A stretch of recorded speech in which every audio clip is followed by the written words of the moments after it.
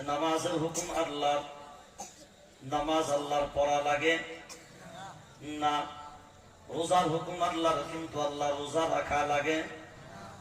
হজের হুকুম আল্লাহর, কিন্তু আল্লাহর হজ করা। যাকাতের হুকুম আল্লাহর, কিন্তু যাকাত দেওয়া। জোরে বলেন, সবাই বলেন। একটা হুকুম আল্লাহর, আর আমল আল্লাহ নিজে করেন। ইয়া আইয়ুহাল্লাযীনা আমানু সাল্লু আলাইহি ওয়া সাল্লিমু তাসলিমা।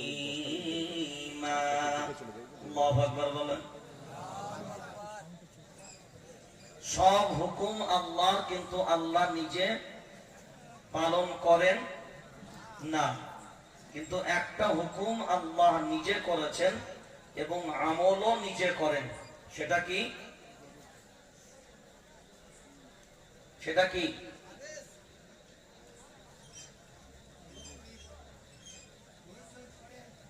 দরুদ শরীফ। সেটা হলো, সবাই বলেন, সেটা হলো না, দরুদ শরীফ নয়, দরুদ শরীফ। হ্যাঁ, দরুদ শরীফ, দরুদ শরীফ। হ্যাঁ, এইটা আল্লাহ হুকুমও আল্লাহ এবং আল্লাহ নিজে এটা আমল করেন। সুবহানাল্লাহ বলবেন না?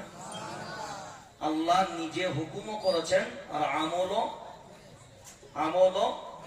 আল্লাহ করেন। দেখেন, সব ইবাদত অর্ডার আল্লাহ, কিন্তু আল্লাহর সেই ইবাদত করা লাগে না।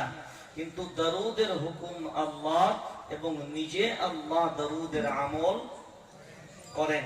তাহলে দাম বেশি না কম? দাম আছে না নাই?